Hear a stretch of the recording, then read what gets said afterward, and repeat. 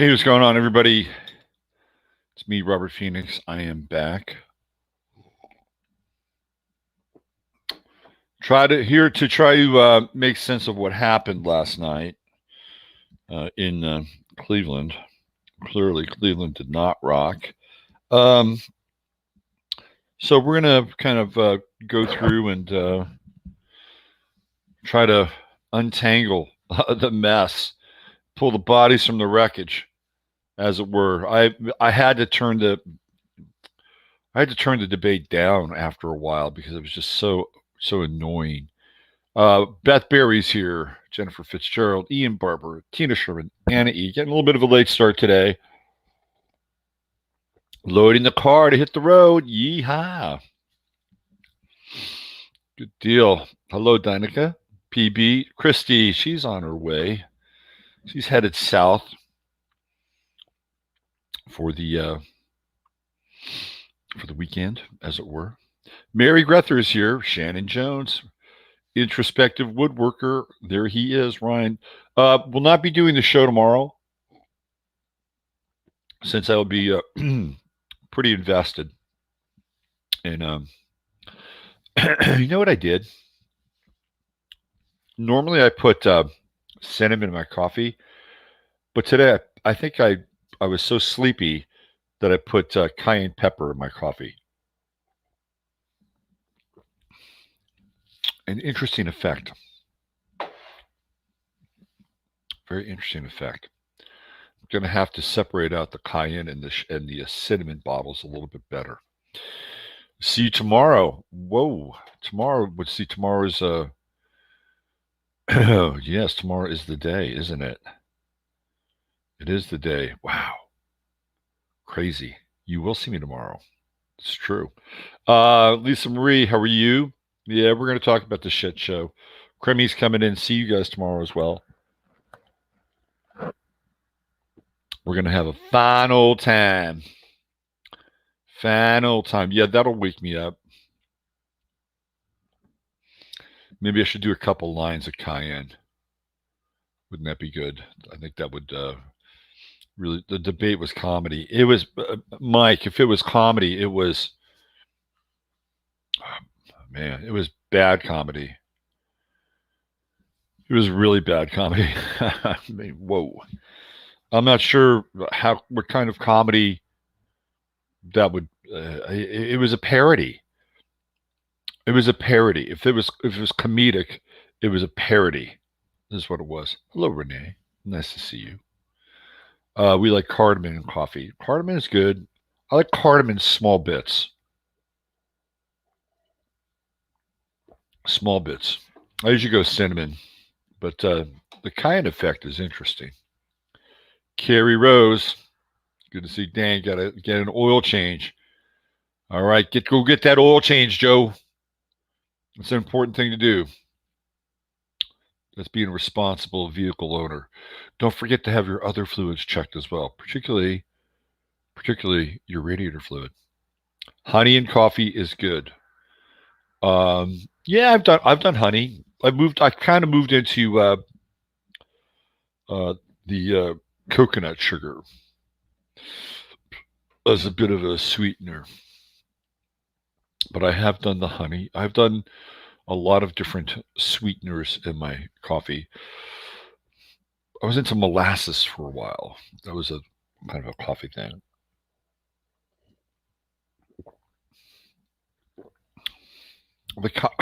Ooh, the cayenne's an interesting effect.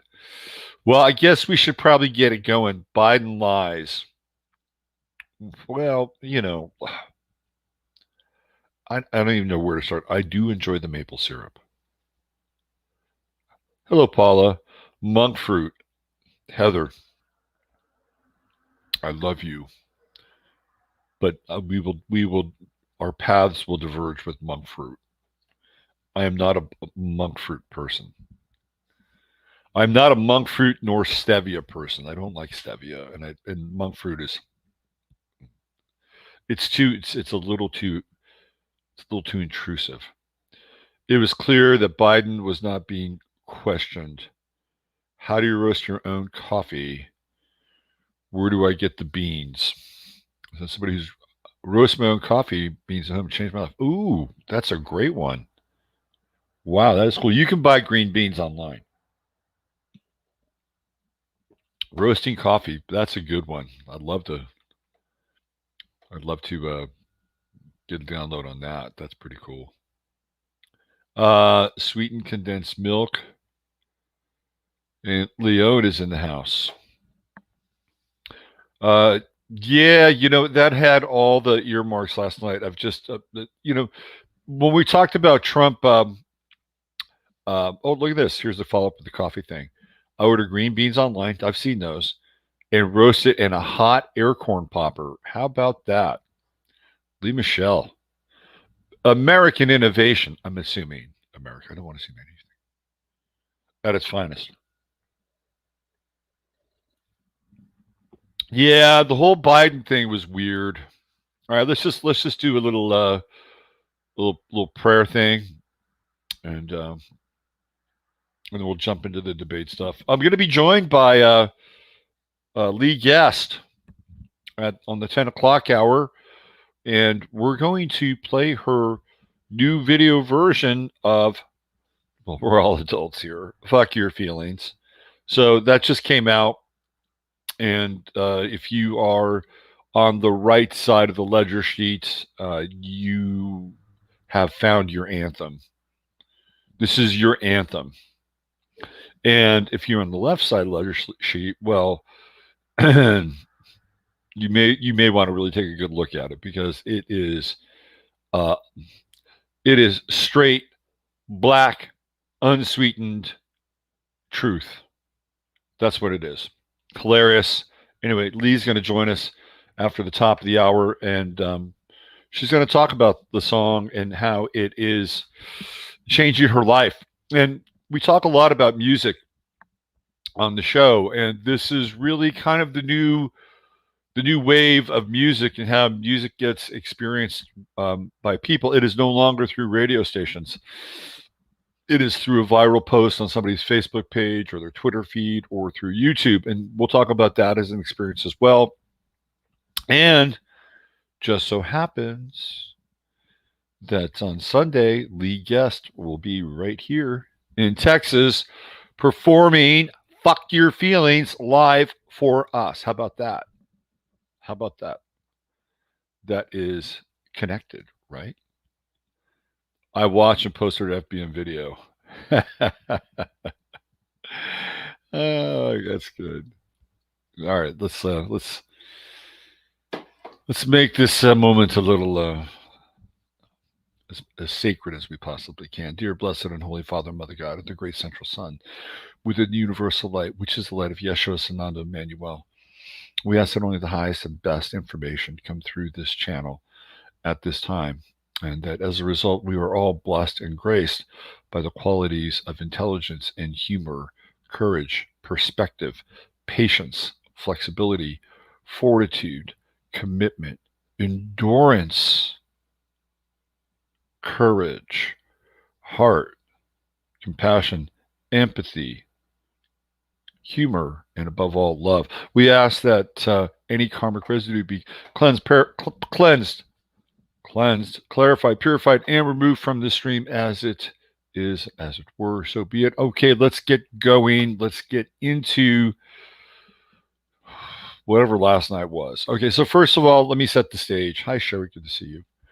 Let me set the stage. I did not expect anything from that debate last night. I mean, we looked at the charts. I mean, I saw the one who was going to have probably the most difficult time was Trump, with that Moon Neptune conjunction squaring, a lot of the mutability in his chart with his own moon in Sagittarius, the sun in Uranus and Gemini. There was that T-square going on. I felt like that would be a bit more problematic for Trump. And so I'll get into the Biden architecture or whatever was going on technologically for him. But I want to talk about what Trump's strategy was. That was not a debate. I was stunned by the lack of civility. I guess that's where we are now. Yeah. So let's talk about some of this. First of all, Trump was there was one thing that Trump says. See, the thing with Trump is that while I don't always believe Trump tells the truth, when he does tell the truth, you know he's telling the truth. Okay, there's a distinct difference. And that's the whole Gemini thing with Trump, because there are times where he does tell the truth, and the truth is painfully obvious. It is painfully obvious. Whereas any other president, and I really challenge people on this. Any other president, like, was there any time you ever felt like Barack Obama was telling you the truth? And I'm not invested in derailing Obama. There is never any time that I ever felt like I was being told the truth by Obama, ever. And if there was a truth that I was going to find, it was I was going to find the truth in the lie. There was never any time that I felt like George Bush was telling me the truth, ever.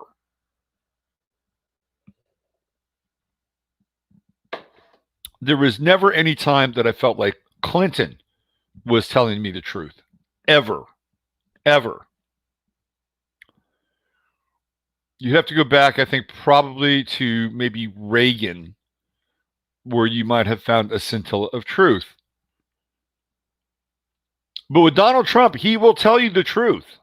It will come through. Okay, this is one of the things that is appealing about Trump. And then the other side is he will not tell you the truth, or he will omit things or kind of recast certain things.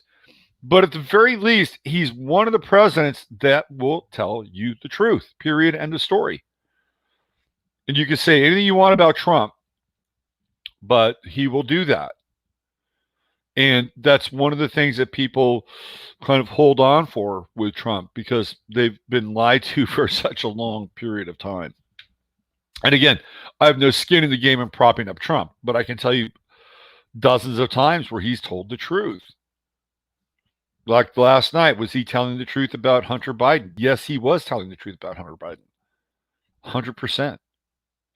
Was Joe Biden lying about his own son? Of course he was. Of course he was lying. One of the things that Trump said is, well, now I have to, he was referring to Chris Wallace. Now I have to debate you. And Chris Wallace kind of got a chuckle out of that, because Trump was debating both Chris Wallace and Joe Biden. That was clear. And if you look at it from an astrological perspective, we can see where there was that Moon Neptune conjunction in T square with Trump's own moon and his own sun, right, and Uranus. So, Trump was being slightly triangulated. Chris Wallace interrupted Trump 35 times. He interrupted Joe Biden, big zero. Okay, so there were a couple times where Chris Wallace followed up with Biden in a particular way that I thought might have been somewhat fair, but he did not. And I think Trump had a strategy. I don't think he decided to go in and just turn the flamethrower on. I think his strategy was to rattle Joe Biden. And I think Joe Biden was high as a kite. I think they had him wired on so many things, wired for sound, that when Trump would go off, Biden would just laugh. He would just laugh. And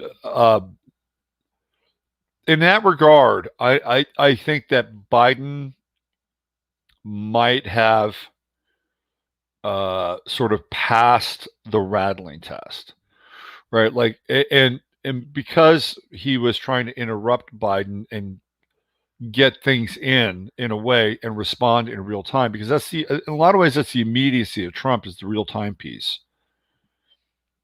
Trump is not a guy who studies a lot. He doesn't study a lot. He has a Uranus Jupiter trine in his chart, which is quite good for being like in the moment, right? and being spontaneous and improvisational.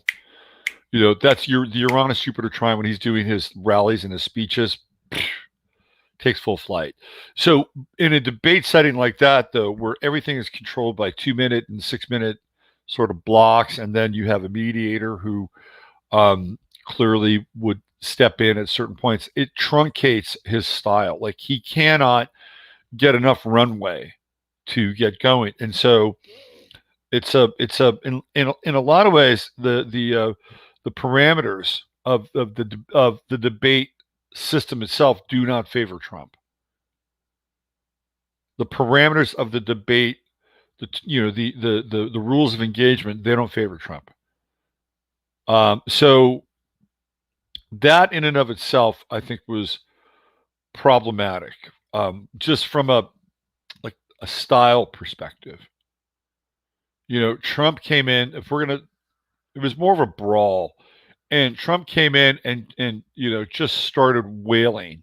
He just started wailing on Biden, and just as maybe he would get a knockout punch in, or really try to get into Biden, the referee would step in and break them up. Right, that's what Chris Wallace was essentially doing. Now that doesn't follow the debate structure, because again, that's not what Trump's, I think, plan was. His plan was to rattle Biden. And there were times where Biden was slightly rattled. As Biden is terrible with figures.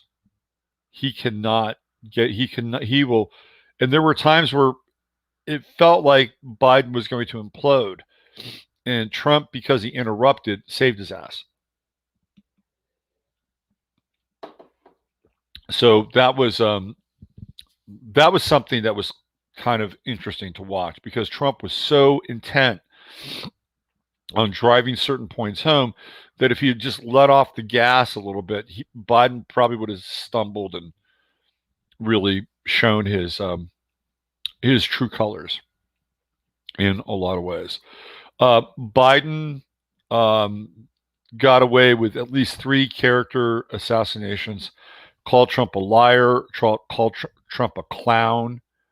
Uh, and the one thing that Trump got in was like, you know, stupid. And he said that Biden graduated at the lowest in his class, did not go to Delaware State. I mean, Trump was on point in a lot of ways. And then Biden got very, very sanctimonious about his other son, Beau Biden, who supposedly died in the Middle East. And again, what we know about reality, did his son really die? Did his son really die? We don't know.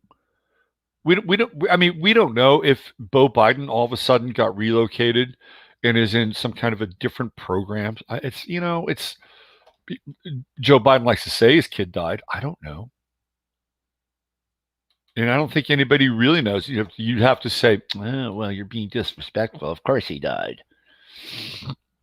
And then, of course, Hunter Biden winds up having an affair with Joe Biden, or Beau Biden's widow. I'm going to show you something here. Let's see.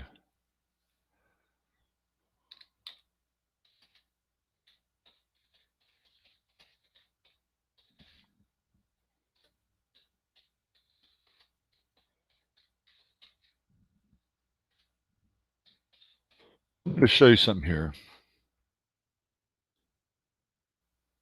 Let me see if I can find it. There is a video of Joe Biden with he's talking with let me just do this really quickly.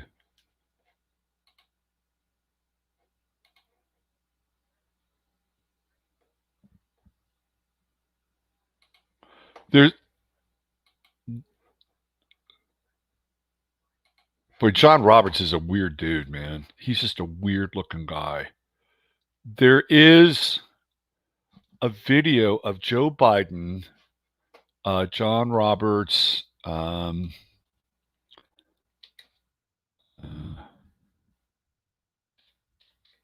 do this.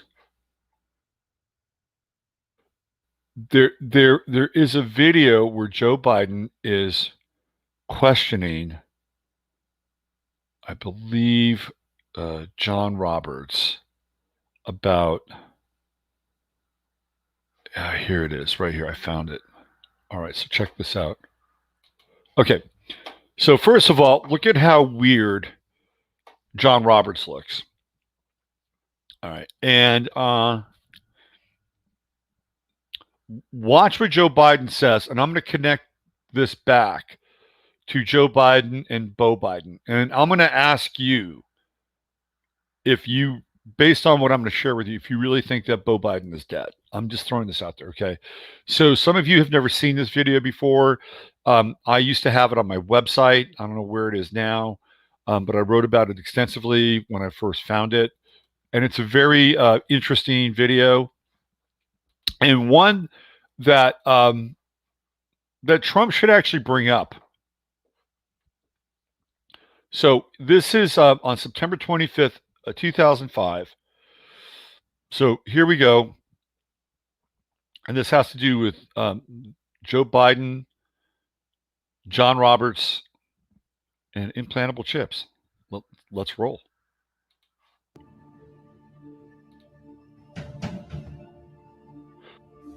Our constitutional journey did not stop then, and it must not stop now, Judge. And we'll be faced with equally consequential decisions in the 21st century. Can a microscopic tag be implanted in a person's body to track his every movement? There's actual discussion about that. You will rule on that, mark my words, before your tenure is over. Can brain scans be used to determine whether a person is inclined toward criminality or violent behavior? You will rule on that. And Judge, I need to know whether you will be a justice who believes that the constitutional journey must continue to speak to these consequential decisions, or that we've gone far enough in protecting against government intrusion into our autonomy, into the most personal decisions we make. Judge, that's why this is a critical moment.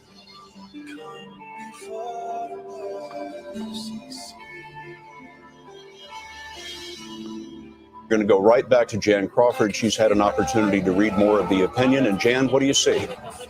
Scott, we are processing what is in fact this complicated decision, but it appears the Chief Justice has joined with 4 of the court's liberals to uphold the mandate. Jan, thank you very much. Headline. So this is Trump. Trump really needs to kind of drill down into this, because here we have Biden. Microscopic tag be implanted in a person. By the way, look how weird Roberts looks. He doesn't even look like a human. He looks so odd. His body to track his every movement. There's actual discussion about that. You will rule on that. Mark my words. Mark my words.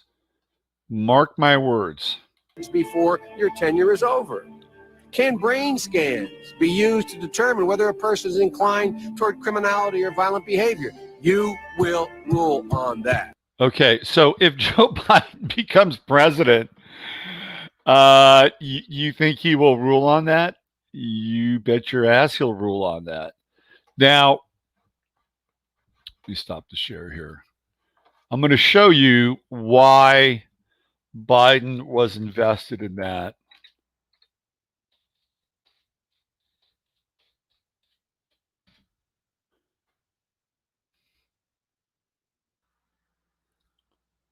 Let me see if I can find it here.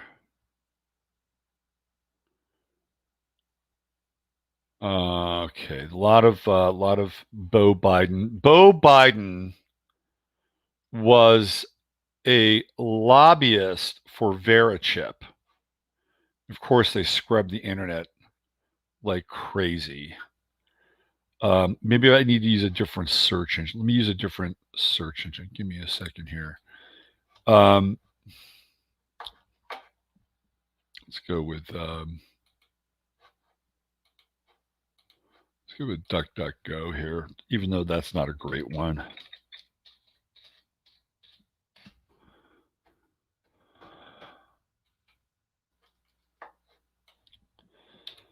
DuckDuckGo is run out of Tel Aviv, by the way.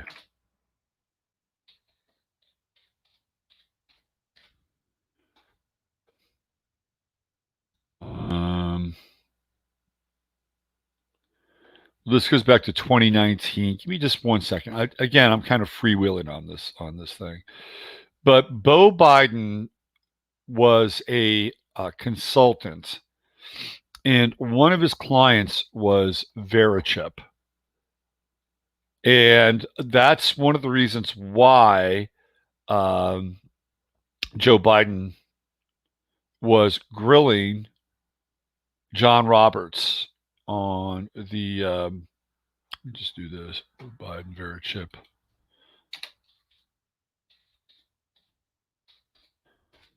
That's why he was grilling Roberts, because his son was essentially working for Verichip in a lobby capacity. So I find it unusual that Joe Biden would send his kid or allow his kid to be sent into a hot zone, which almost never happens. It almost never happens. So again, I would like to, with all due respect, even question whether or not he has truly passed away. But anyway, I wanted to show you that video about, where are we? I wanted to show you that video about Biden and Verichip and well, actually Biden and Roberts. It's kind of a shocking video in a lot of ways. So wish Roberts would say just a few words to those that missed the post. Yeah, I don't know what he said after that, because everything that I found on that clip was really more about Biden addressing and telling Roberts that he was going to vote on these things, right? My best friend waiting for new heart lungs for a very long time just got the word she just went into surgery. Wow. How about that? Heart and lungs together. Well, her name is Kathy. Well, Kathy, we hope you make it through the procedure swiftly and gracefully and come out the other side and are hooked up with a new life support system, literally and figuratively. So good luck to you, Kathy. So yeah, so I just wanted to play that, because the missing piece there was the Beau Biden piece. And again, I know he was probably a contractor. So when he says he went over to the U.S. and went to the Middle East, usually, the elite don't send their kids into war. I mean, that's almost kind of an unwritten rule. I heard that Biden sacrificed his family for his political career. Could be, possibly, maybe, maybe. I mean, Joe Biden's been ensconced in politics for a very, very long time. And, being a senator from Delaware, he's really nothing more than a senator for a bunch of PO boxes, because that's where all these companies incorporate, mostly the credit card companies. So that's who Joe Biden has been representing, is PO boxes and credit card companies. So let's get back to the debate. So there was some talk that, well, first of all, Biden did not look like Biden in some ways. Let's just take a look at his face.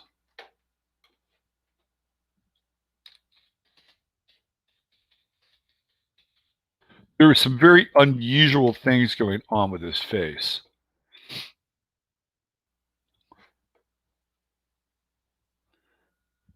All right, let me see if I can find a good picture here of his face.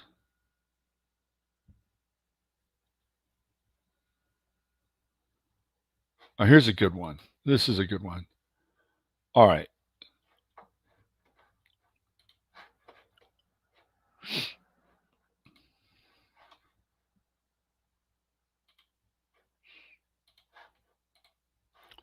So here's you can see here. Okay, look at what's going on up here. What the hell is going on here? Now, we've been watching Joe Biden almost on a daily basis. I'm not sure I've seen these kinds of um, indentations. This looks like an implant to me. Right here. This looks like an implant. And these almost feel like they have almost wires attached to them. It almost feels like they've grafted a new face over Joe Biden. And I'm not saying they did that, but when I saw this, I'm like, what is going on here? This is quite unusual. And the one thing that you can almost always tell about a person in the consistency of the image is the ears. So let's take a look at Joe Biden here in Joe Biden Bernie Sanders debate.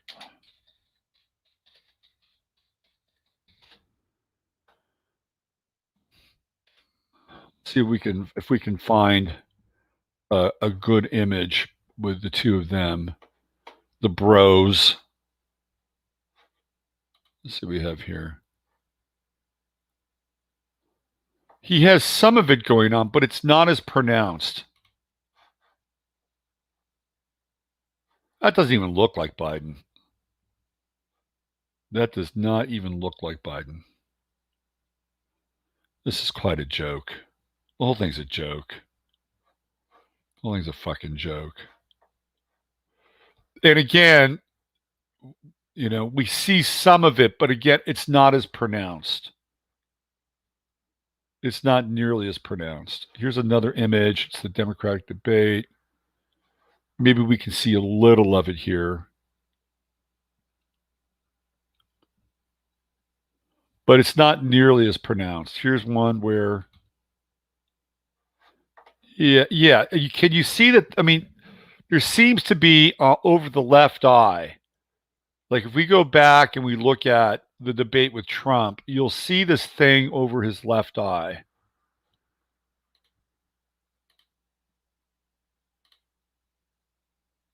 Again, we could see some of the indenting, but it's not quite as discernible as this. Like there's a lot more going on here than the pictures from the Sanders debates. Now, you would say, well, if they did something here, that there would be perhaps scarring or stitches. I don't think. I think that the way or the level of technology that is available, that's a non-starter. That's not an issue. When I saw this last night, I was very dubious about his. I was it raised some yellow flags for me, specifically this area. And again, if you go back to the Sanders pictures, like there's some of it, but it's not nearly as visible. You see, it's a lot smoother.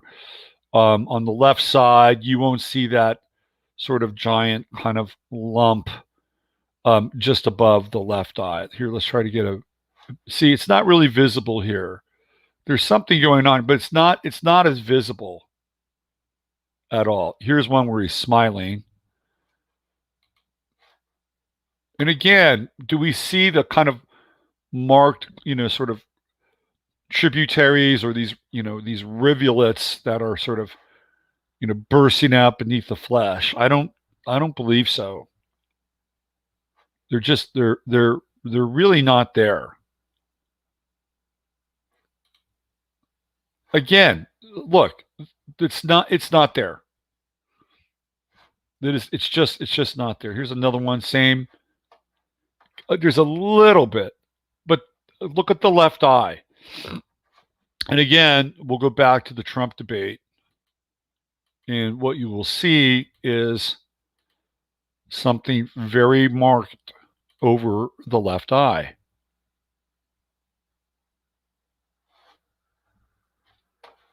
Right here. Right there.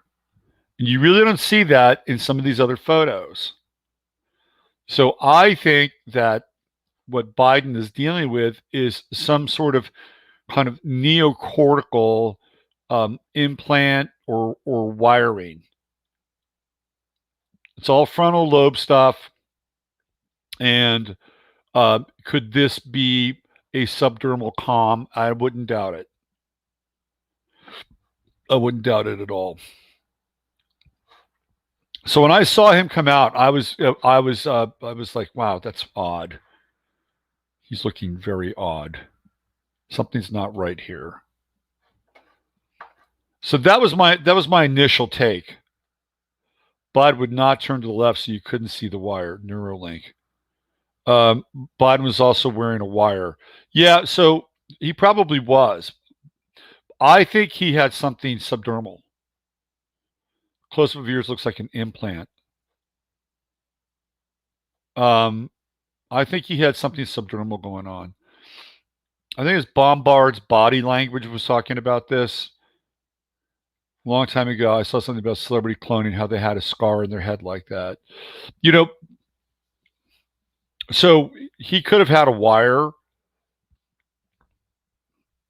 And I think there's images, but if you look at the face between last night and the Bernie Sanders debates, those things aren't in his face. They're not in his face. They're not here. They're not present, right? You don't see that's the same kind of, indenting and what looks like wiring. So I think that was going on with whoever this Biden character was. The other thing is that they probably had him on a cocktail of any number of kind of nootropics and either dexedrine, benzedrine, methadone to keep him, pumped up. They also probably had him kind of stabilized with some level of theanine or something that would allow him to keep his blood pressure down and not so I think what they figured out was they figured out a way to jack him up without him getting so jacked up that he would get into a shouting match with Donald Trump. That's what I think. Electrodes possibly. It feels like it. It feels like it. And like I said, the debate setting is really not the best setting for Trump. So theoretically, there will be 2 more debates. And if I were Trump, I would have a very different tack and a very different approach and a very, very different strategy. Not that he lost last night's debate. I don't think he did.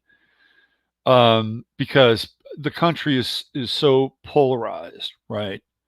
That you're either going to vote for, like, it really doesn't really matter about the debates in some ways. Are there going to be people in the middle, the tiny middle, the ever shrinking middle that'll be pushed over from one side to the other by somebody who's theoretically better suited to lead? I don't know. I don't think it makes that much of a difference at this point. But if I were Trump, here's what I would do. And the debate structure doesn't really allow this because when Chris Wallace or whomever is the next moderator, by the way, I watched Donna Brazile last night. Like, how did Donna Brazile get a lifetime career in politics? I'd listen to her. She was like, borderline inarticulate. I'm like, really? Now you got a career in television? It's almost like you can't even string 3 or 4 sentences together. It's a good thing she's married to the mayor of Washington, D.C. That's all I can say. Anyway, the problem with the debate structure is that you have the moderator who asks a question. Okay. And so theoretically, you have to answer the question. Now, if Trump is smart, he would answer the question with a question. And this is where Trump has to really flip the game. So instead of going, the best defense is a good offense, right out of the Chuck Norris playbook, Trump has to change his game up. So here's what I would suggest that Trump do. I would suggest that Trump and his staff go through everything that Biden has ever said. Ever. Okay.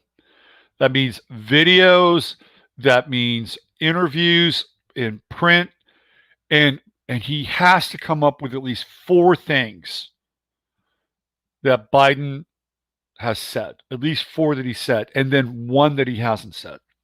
Okay. And he needs to trap Biden. And it's not about going after him. It's about asking a question. It's like poaching.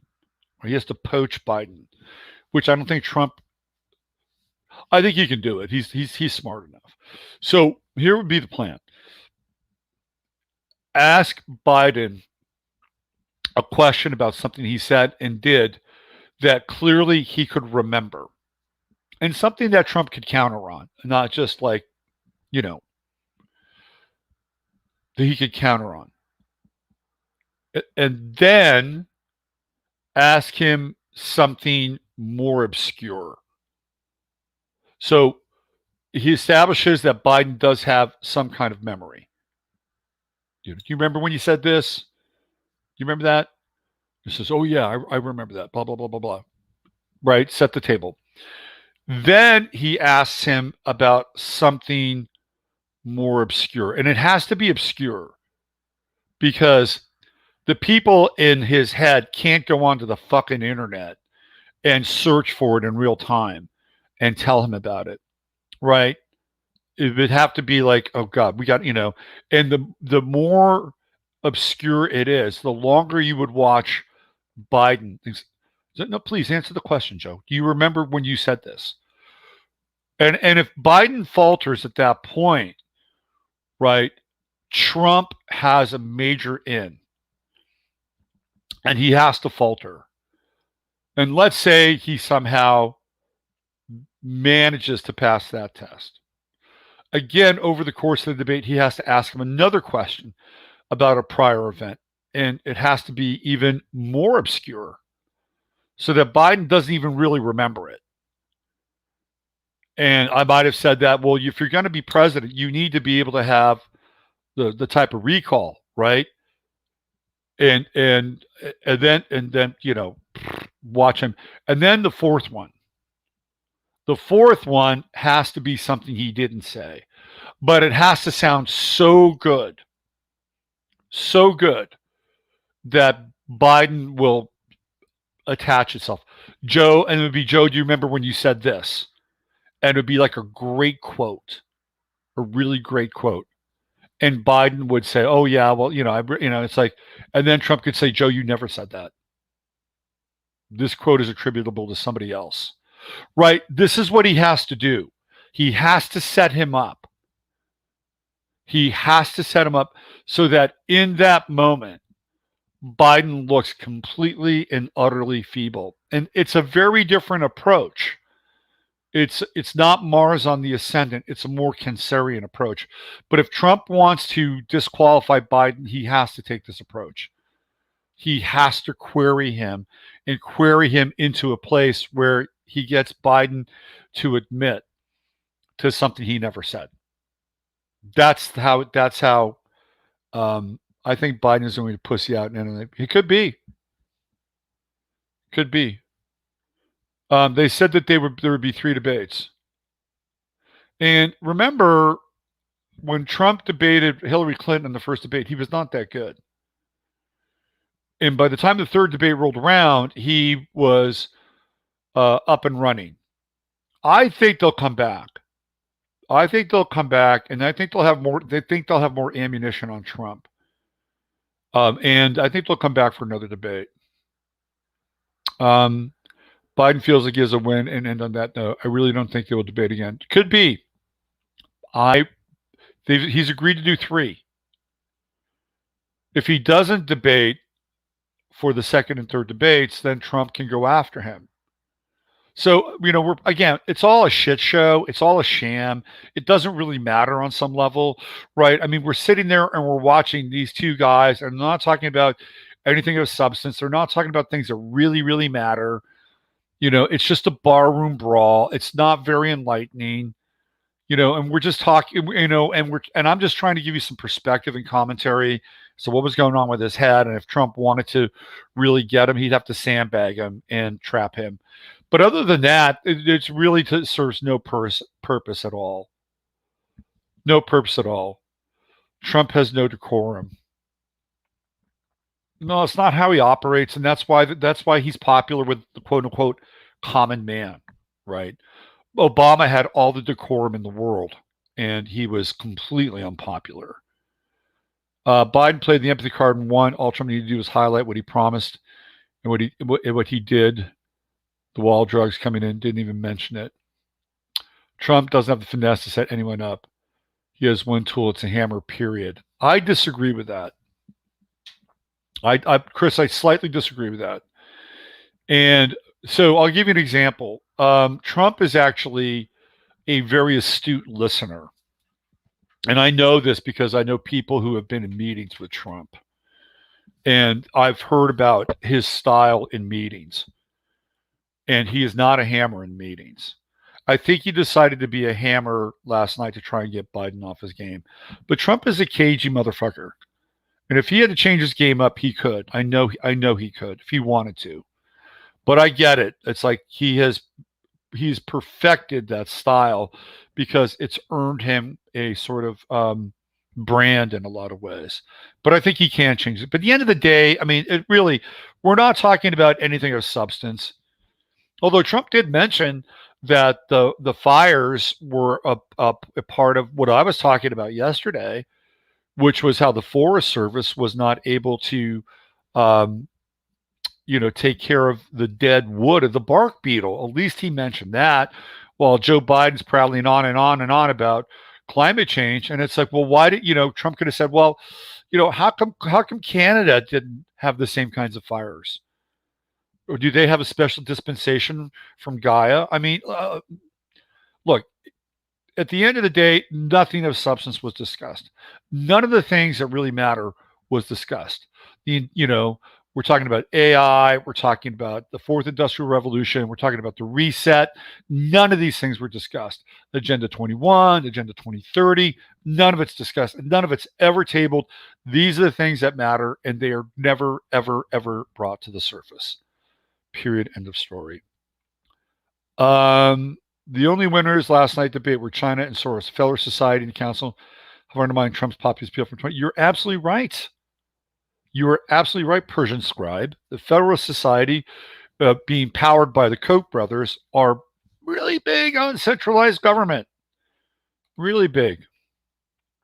Okay, I'm gonna bring Leigh Guest on. I gotta invite her first, though. Let's see. Let's bring her on here.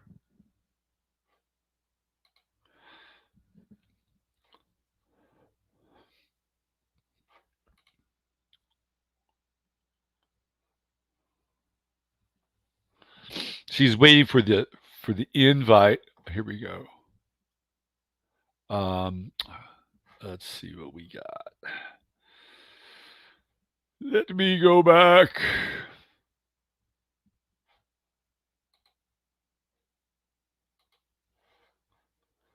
Where are we?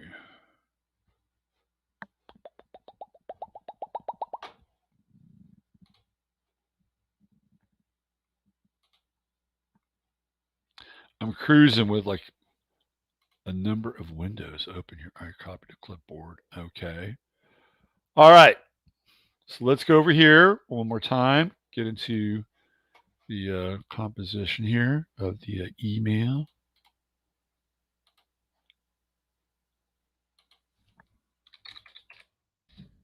And Let me just throw in Lee's email.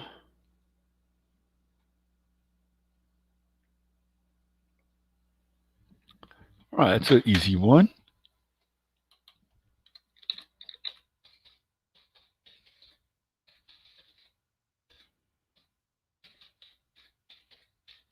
Okay. So we're going to send that link out.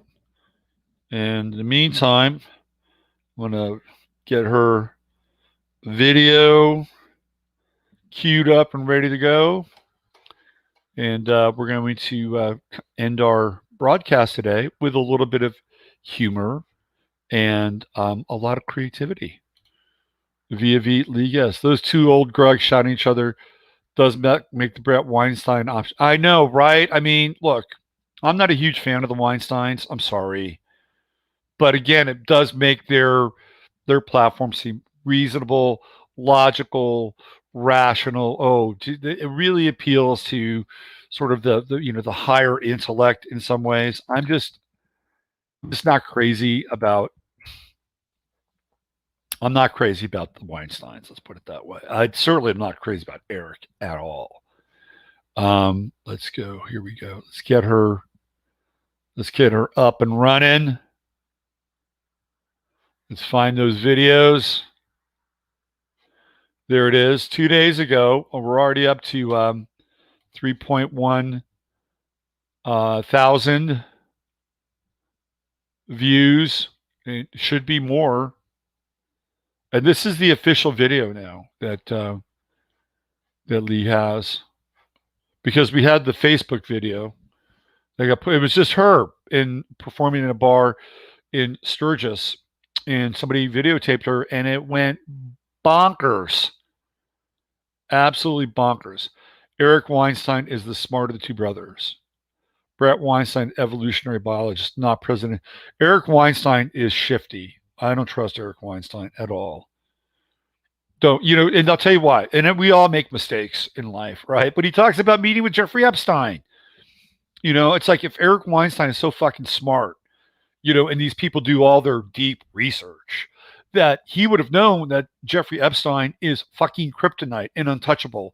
And yet he went out there, probably at the behest of Peter Thiel, to meet with Jeffrey Epstein. So I don't trust Eric at all. Eric, when he talks about being a progressive liberal, he raises, I'm not into the guy. Look, I like smart people. I like intelligent people. I like to converse with intelligent people. I do not like people who think they're the smartest fucking person in the room. Brett's a little bit better, I think, in that regard. He's a little more humble. But again, I'm not buying the party. I mean, look, we don't need more politics. We need actually less politics. And truth be told, if we wanted to have a country that was, really about less politics, federal government, all they have to do, control interstate trucking, commerce, defend the borders, have a standing army, negotiate treaties with other countries, and have some basic standards when it comes to things like pesticides and chemicals in food and water. And one of the things that Trump did say, which I did appreciate, is that they're trying to nail him on climate change. And he said, we need to have the cleanest air and water in the world. Look, I'm with Trump on that. The whole climate change thing is a bunch of horse shit. And they tried to nail him as a climate change denier. And to Trump's credit, he said the right things. But that's all we really need from a federal government. Everything else, state, local, boom, it's done. And we can figure out how to live accordingly amongst one another. Bigger government, more government, experiments on, national government, don't need it. Yes. Come on in. All right. So Leigh is on her way. I would love to see you. I'd love to be on Joe Rogan's show. But I don't think I would get high with Joe. My getting high days are way behind me. I'm not sure climate denial has much cachet now. COVID denial is a tier 1 soul crime. I know, right? Totally. Climate denial is taking a back seat to some degree. Trump shows that climate change is undecided science. Yeah, that's a good answer. That's a totally good answer. They're not presidential, but they'll be the gift basket in which the next third way options. You're right. Sigurd is right, because this is what Emily and I have been talking about. This is the dark horse, unity party, third way. This gets into the communitarian ideas that Lark talks about, and Squirrel, who's in chat today. The Weinsteins, of course, Brett from Evergreen College. So, yeah, the communitarian thing is about the third way. All right. Let's bring her in. Robert. Leigh, what's happening? Not much. Just recovering from my birthday yesterday. Oh yeah, happy birthday. That's right. Your mom told me that. So when you say recovering, were you out celebrating your birthday? Yeah, I was just misbehaving all over the place. That's good. It's a good thing to do on one's birthday. I somehow kind of managed to miss out on that this year. You know, my birthday is 7 days before you, so maybe I'll misbehave this weekend. That well, might be a happy good birthday. thing. We'll celebrate together. I know, right? So I'm really excited that you're going to be with us on Sunday. Are you kind of feeling it a little bit? Definitely feeling it. Okay. Really excited to come down. Yeah. So just to let people know, we're talking with Leigh Guest, and Leigh's been on the show before, and I met Leigh through her wonderful mother, Claire, and so that's how I got to know Leigh. First time I saw Leigh was in Austin. Was about 3 years ago now. Yeah, 3 or 4 years ago. It's been a while. So Claire sent me an email and said, you know, Leigh, my daughter's going to be performing in Austin. And at that time, I was actually living in Austin. So, and I remember that night, it was kind of cold and wet, and kind of a cold, wet, rainy night. And so I went to one of the Fifth Street bars, and you were there performing. There weren't a lot of people, but what was interesting is I did run into some friends who did not know who you were. They were there that night, which was kind of interesting. But when I saw, and I've been in the music business, and I know talent. And when I saw Leigh, I thought, this girl's a star, right? You're a star because, number one, you're funny. You write great songs, great lyrics. You can sing, you can play. There was something different about you, and I was really happy to have our worlds converge. And then you've gone through a number of different iterations and kind of changes and morphine since that time, both personally and creatively. And I'm wondering if you can just talk about that a little bit, from where you were that night when I met you to kind of where you are now. What's been interesting for me is going through the transition from, like, I sort of have these split personalities where one side of me writes this, wrote the children's book and writes these heartfelt love songs. And then there's the other side of me that just is like the the Dr. Jekyll that writes funny songs and wants to crack inappropriate jokes on stage. And I think I've sort of leaned towards just letting myself be me and just going all for it. So that's been an interesting transition, is realizing that I'm my best when I can just let loose on stage and say whatever it is that I want, and that's an okay, that's an okay thing to do. I get a lot more hate mail than I used to. But that's also been kind of fun. It's interesting for a Libra to deal with hate mail, right? Yeah. Yeah. Because Libras want everything to be cool, right? And and you're really a Libra. Like, you're really trying to find that balance between being sincere and because you've got that Leo rising, right? And Moon in Leo, correct? So that heart thing is a big part of you, right? It's a big part of you. And yet there's another side, which is on the other side of your chart, which is the Aquarian side, which is the kind of I don't give a fuck side, right? So you're trying to, balance both of these worlds creatively. And it's kind of like you're, trying to find your inner Lennon and your inner McCartney, because McCartney wrote the sappy love songs, and Lennon wrote, the sarcastic and, sort of more biting, political stuff. So, but getting, and Libra it doesn't want to really please, but it wants to be diplomatic and kind of have everybody come to the party in some ways.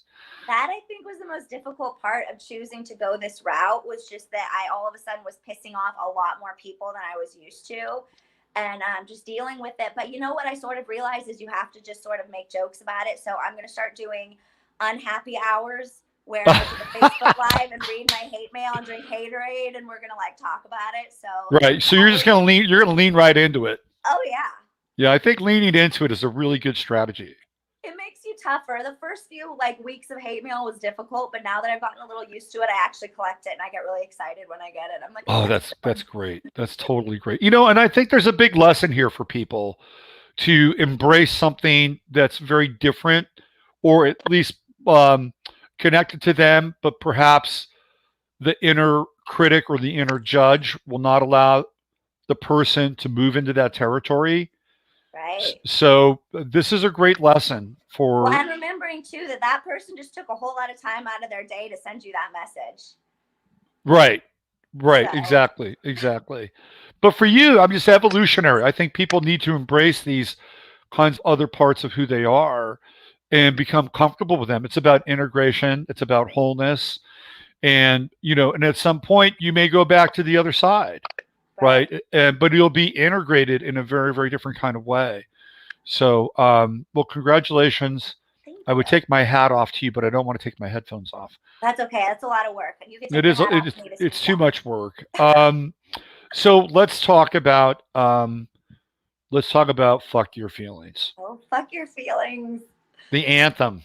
The anthem. So that song I wrote while I was at Sturgis. I had wanted to write a song about millennials and Generation Zers for a while because my generation is just really pathetic. And I saw a guy wearing a shirt at Sturgis that said "Fuck Your Feelings," and I was like, "That is perfect. That's what the song needs to be about." So I went home and I wrote the song, and then I played it for all the bikers the next day. And the song got a really good response. So then I ended up playing it like 5 times a day for the whole 9 days that I was there. And one of the guys there posted a video of it on Facebook. I actually did not quite have the balls to post that song on my personal Facebook because it was a little more direct than any of the songs I had written. So he posted it. And then as I'm leaving Sturgis, I'm at a gas station and I get this message pop up on my phone. And this lady's like, "Hey, where can I find Fuck Your Feelings?" And I, said, "Oh, I just wrote that song. It's not recorded yet. Where did you hear it?" She's like, "Oh, on the internet." And I'm like, "Where?" She's like, "Did you not know?" I'm like, "No, what?" She's like, "Your song has 92,000 views and is all over Facebook." So then by the time I got back to Montana a few hours later, it was like 250,000. By the time I woke up the next morning, it was over 1 million. So the viral thing really happens fast when it happens. Oh yeah. Once it happens, it happens. It's like a forest fire. Right. Yep. And this is really the way music is broken now. I mean, radio used to be sort of the medium, and now it's TikTok and YouTube and Facebook and Twitter. That's it. Right. And if you get hot on any of those platforms, you can really, really take off. I'm curious. I mean, if I was a record company and you're getting with me. And you're getting 1 million views, I would get on the phone and I'd be talking to you. Has that happened yet? There was one label down in the Keys that I talked to that just started up. It's hard with me because I think that I'm a little bit of a wild card because I'm so edgy and unpredictable. And in today's political climate, a song like "Fuck Your Feelings," the reason that it spread so quickly is because I call out a lot of the bullshit in the political climate right now. But that song could definitely, it could do as much great as it could do damage. So I think that I'm kind of a bit of a wild card. Right. I think there's probably record people that would not quite know what to do with me. Well, I would agree with that.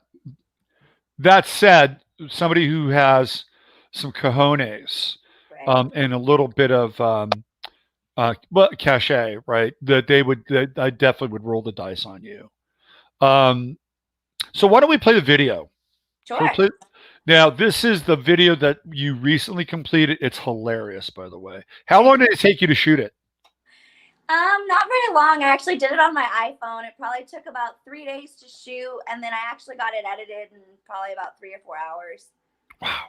The longest thing was waiting for the song to be finished. Which like, you know, I'm glad I waited because the song turned out really good. But then after that, CD Baby takes extra time now to get songs distributed because of COVID. So I really had to exercise my patience with getting all the little things done. But I'm happy with how it turned out. And smart astrological move, releasing it around your birthday. Very smart. Oh, thank you. Yes. So it's nice too because I get birthday wishes in with my hate mail, so it sort of perks it up a little bit. And how many marriage proposals have you received? A few, actually. I've had a lot of people message me asking me if I was married. I've read the comments, and there were a number of women who wanted to set you up with their sons. Have you read those comments? I have not gone through all the comments yet, but that's good to know that I've got some. There are at least 3 mothers out there who have sons waiting for you. Oh, good. All right, let's play the video. It's since I'll indulge in Leigh's scatological humor, it is fucking hilarious. So let's play this thing. Let's go full screen on it. Let's start it off. Here we go. Available on iTunes and Spotify. For how long, we don't know, but it's there now. Here we go. We went from several generations of hardworking Americans to a bunch of young fucking wussies who live at home with their moms until they're fucking 31 and can't take a punch because they're f***ies. Can't make them get a job even though they're all in debt, and they'll lecture you about being politically correct. They're crying and whining on the titties of their mamas. So here's a song for all the prima donnas. Fuck your feelings. No one gives a fuck about your issues, your problems, your shitty fucking luck. Generation's fucked, a bunch of fucking weaklings. So wipe your tears and fuck your fucking feelings. That's right. Fuck your feelings.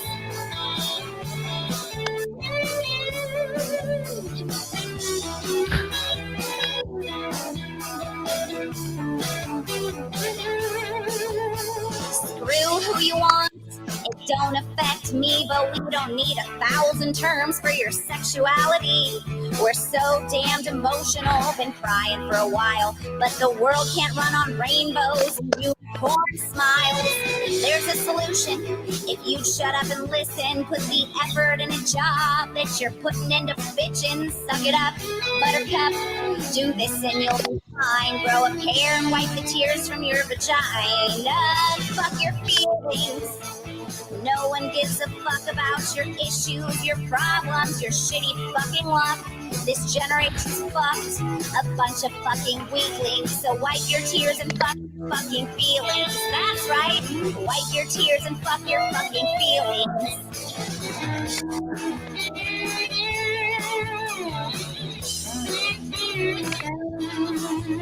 The timeout generation that needed the switch got participation trophies and trolled the internet. Social media warriors who sit at home and pout. Now these weenies want a bunch of fucking handouts. Fuck that and fuck your feelings. No one gives a fuck about your issues, your problems, your shitty fucking luck. This generation's fucked, a bunch of fucking weaklings. So wipe your tears and fuck your fucking feelings. That's right. Wipe your tears and fuck your fucking feelings. It's easy. Just wipe your tears and fuck your fucking feelings. Fuck them all. Oh my God. Oh my God. That is classic. Thank you. So classic. Wipe the tears from your vagina. Wipe them right off. Where did you get that one from? That one that just came out of my big demented brain. You know, the funniest part about this video was I also have a song called Go Fuck Yourself, Motherfucker.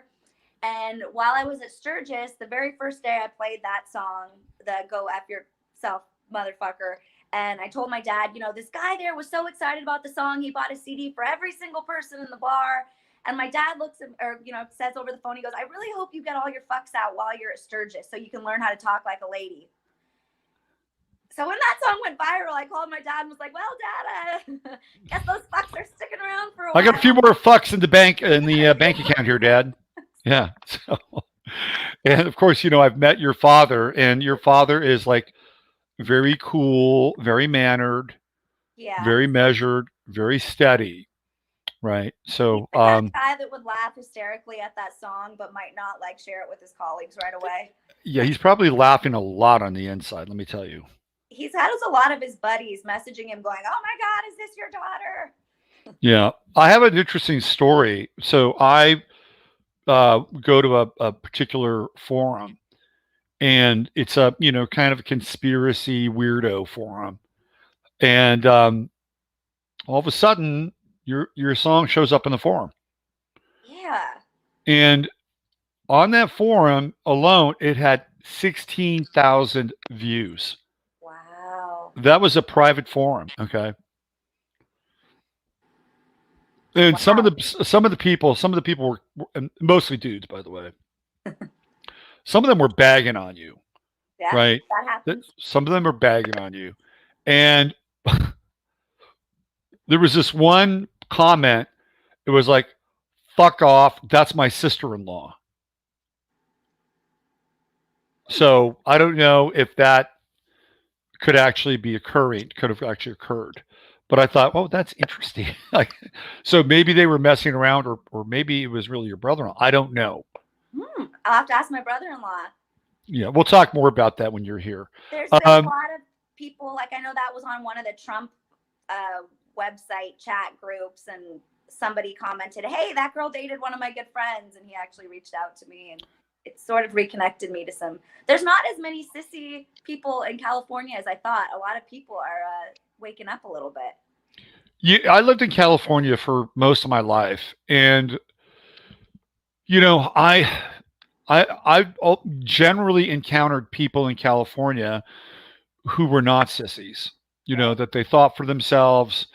I got a buddy in California who has enough hardware and armor and bullets, to go through a couple of revolutions. Okay. So these people do exist. Central California is very, very conservative, right. Extremely conservative. Orange County, very conservative. The northern part of California, basically from Sonoma County north, tends to be very, very conservative. So you have pockets, you have LA and clearly parts of the Bay Area. But other than that, you'd be surprised actually who really lives or did live in California, because a lot of people are moving out of California. So who played your mother in the video? Oh, so her name's Lil. She is kind of like my adopted mom in Montana. She's sort of taken me in, and I just love her. I met her bartending years ago, and she's one of my favorite people on the planet. Her and I love just sitting around drinking beers and having dinner together, and she's a sweetheart. Good. She actually was really worried. She's like, I can't act. I can't do this. And I'm like, Lil, you just have to love me like you always do. You'll be perfect. And she did such a good job. Yeah. Yeah, absolutely. Everybody was great. The thing I also loved, I don't know whose idea it was, chocolate milk to regular milk. That was fucking brilliant. That was my idea. I wanted to do something to sort of crack a joke at all of the ridiculousness revolving the oversensitivity to anything that could be racist. Right. And at first I wanted to use Aunt Jemima syrup in it since they're taking it away. Yeah. And then I figured Aunt Jemima might come after me. So I was like, okay, how else do I play this card? And so I was like, how about chocolate milk? Right. Yeah. Well, that was great. But I do think there could be a future in a song called, an ode to Aunt Jemima or something like that. Oh, yeah. That's a brilliant idea. Can I use that, Robert? Absolutely. Yeah. Yeah. And that really what it's all about is that Aunt Jemima, the ode to Aunt Jemima, and that she's really finally going to be reunited with her soulmate, Uncle Ben, right? Because Uncle Ben is going away too. So Uncle now that Ben there is going away too, Uncle Ben is going away as well. There will be no. I mean, the rice will be the same, but Uncle Ben will no longer represent the rice. So now Aunt Jemima and Uncle Ben can be, basically become soulmates in heaven now, Oh, right? that's beautiful. They can find each other. This is getting Um, goddamn ridiculous. It is well. It is. It's so. I mean, don't even get me started. This the whole. Yesterday, I think was it Monday. I did a thing on comic books and how they have these new comic book characters, Snowflake and Safe Space. I swear to God, it's totally real. Snowflake and Safe Space, and then they have another comic Is book it making character. fun or is it serious? No, it's serious. Boy. Safe Space is a male, but he creates force fields to protect people. He cannot harm people, right? And Snowflake is a female, and she projects these shuriken-like snowflakes from her hands, right? And they're twins, by the way. So the whole thing is this is where comics are going, and it's like ridiculous. You can't even you. This is the death of art. It is. It It's is the death of comedy for sure. You can't crack jokes anymore. Can't crack jokes anymore. Can't have comedy anymore. It is over. It is done with, for fear of offending people. And and again, you could watch Trevor Noah every night, or you could watch John Oliver every night, and they're going to bring out the same punching bags and the same gloves every night. And at some point, it just stops being funny. Right. It just stops being funny. Yeah, you can punch Trump or you can punch Mitch McConnell or whatever. But unless you punch against your own people or your own ideology, at some point it just becomes redundant and a thud. So, yeah. Ben Shapiro had a really great line I loved. He said, "We're not going to have laughter anymore. We're going to have clapter." So it's about clapping because you agree with someone's ideology rather than laughing at their jokes. Well, you won't even be able to clap, right? You'll have to do this. That's actually the thing that was the most liberating about Fuck Your Feelings is, like I said, I felt very strongly that I was really getting over the whole snowflake culture and just that, if we don't like what you're doing, we're going to attack you and just completely cancel you. And I was too scared to post Fuck Your Feelings, but someone else did it for me. And now I don't have to care about what I say anymore because my fans now are conservatives, veterans, bikers, rednecks. They're all these people that support where I'm going with this, and it's very freeing to be able to just say whatever I want. Absolutely, and we champion free speech here every single day. Well, the old version of what you did would be like burning your bra, or burning your draft card. So did you symbolically burn anything? No, but I should. Maybe I should burn my face mask, the muzzle that we're all, burn. Well, I did that about 2 months ago on my show. But yes, I would agree with that. Burning the face mask, there's some material there. Right. There is some material there. Like, let it burn, motherfucker. Let it burn, motherfucker. Burn. Well, and the nice thing, like I said, is the people who don't like my content, they're leaving pretty quickly, and the people that are joining are, It's a beautiful thing. It really separates things out, right? Like, I have, clients and people that watch the show and everything, and I get a lot of comments and dialogue about how they can't relate to their family or they can't relate to their friends. They're having all these difficulties, and like I crossed that bridge around 2012, 2013, and just became very declarative. And I really stopped trying. I used to get into these long discussions on Facebook and try to win people over. That was my 2010 to 2012 phase. I was like, fuck that, man. I'm just done. I'm just over it. And, if you're not getting the message within a couple of, posts or responses, then I'm just not going to waste any time with you.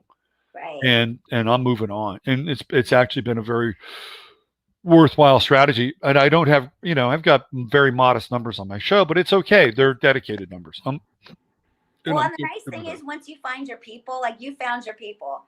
Once you find your people, you actually don't even really have to fight your fights anymore. Like I notice when people post stuff that is really mean in the comments, my people will defend my honor, and I don't have to do it anymore. Absolutely, so, and that's true. That's find true. Your little gang of people, and or your little your group. You find your people. Yeah, Yeah, that's how it works. Well, you're going to find our people on Sunday Yeah. here in the Hill Country. So, one of the things, of course, we're having a little event here, and Leigh is going to come down, and she is going to be playing at the Sunrise Horse Ranch out here in Lukenbach, Texas. Now, as you know, Lukenbach has a very storied history with country and western music, and Johnny Cash and Willie Nelson. So you are really going to be performing right in sort of the epicenter of this kind of mythical sort of territory, which is kind of cool for you in a lot of ways, I'm really excited. and great for us too to have you here. Thank you. And it'll be so it'll be on a horse ranch. There'll be hay bales, and we are going to capture your performance on video if that's okay. Of course. Okay, so we're going to do that so people will be able to see kind of what you do and how you do it, and in a setting that I think is going to be quite appropriate for your material. So you can cut it loosely. Awesome. I'm excited. Yeah. Well, thanks for being on with us today, and continue the path to recovery from your birthday. And we'll see you down here on maybe on Saturday, but we know we see you on Sunday. Okay.